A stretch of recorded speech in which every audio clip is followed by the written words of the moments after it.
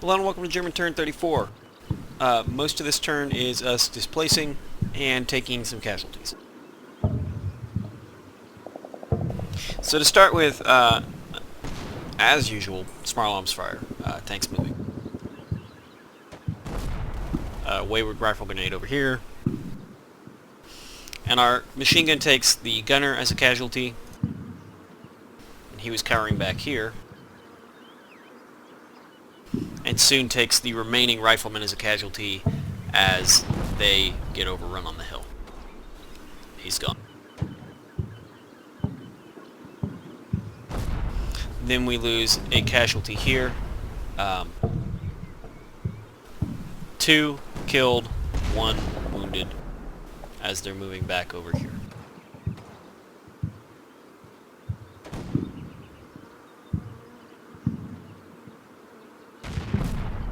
These tanks move into position. They notice the machine gun team, which is only a machine gunner, and start gunning him down. While that's happening, the unbuttoned tank has the commander finally get killed. The AT gun starts shooting this tank, the machine gunner dies, and we get a couple penetrating rounds before the end. You hear a breaching charge up here. And then last but not least, these guys lose a couple guys.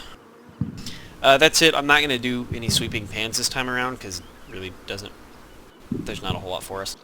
These guys finally did start moving. The machine gun team had a move order but just didn't execute it because they were pinned and then got overrun. They also had dudes here, so they couldn't have done it anyway. So, see you in the next thing. Second half of the turn is pretty much bad news. First and foremost, this guy can see this tank, but can't see the one right next to it. And since this tank has been heavily hit from the AT gun, I tried to get him to target this tank by giving him an armor arc. But let me just zoom in and see if you can figure out why the hell he can't see these fucking tanks.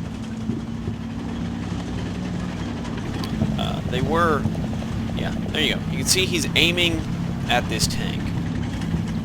But there's that tank there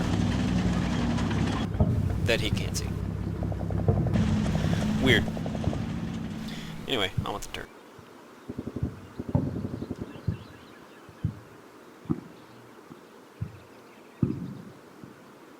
So we open up. They don't shoot at the tank that the AT gun's been hitting. That's fine, because the AT gun's been pounding the shit out of it. Again, small arms fire. We quickly take some not great casualties. You'll see, first and foremost, that pop, you can see the remnants of it there. Again, you see before you hear. Really cool. That's a tank hitting mine. Tank sits there for a little while before the crew bails, but it is disabled. So this squad is down a couple dudes, and then in just a quick moment, the AT gun takes a couple casualties and a wound, and gets them to cower, and then this takes another casualty, the leader. This tank finally bailed. We start taking some fire in this area. Feueranforderung empfangen. Ende. We do have the fire mission here, which I'll show in a little bit. Their tanks are shelling our AT gun and smoking it out.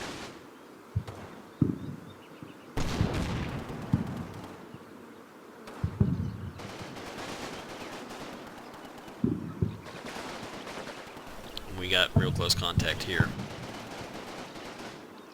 We had, this is Takeen's 2B, which was up in here. We moved them over here with the hopes that they could advance along the defilade, since they have 2 Panzerfausts, that they could get here, wait for tanks to advance or something. But unfortunately the tanks saw them and chased them all.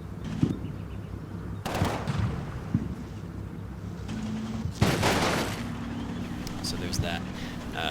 The close contact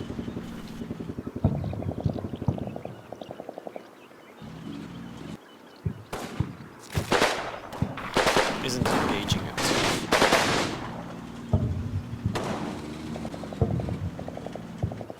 You'll note we've got a couple casualties on the Americans here. One. Two.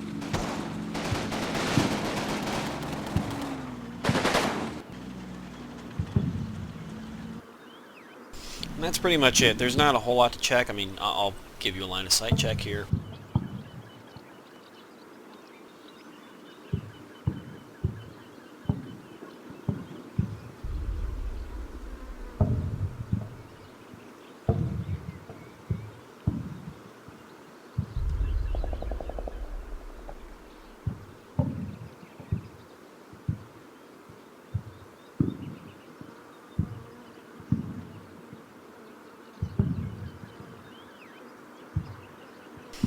They've got the tank advancing over here.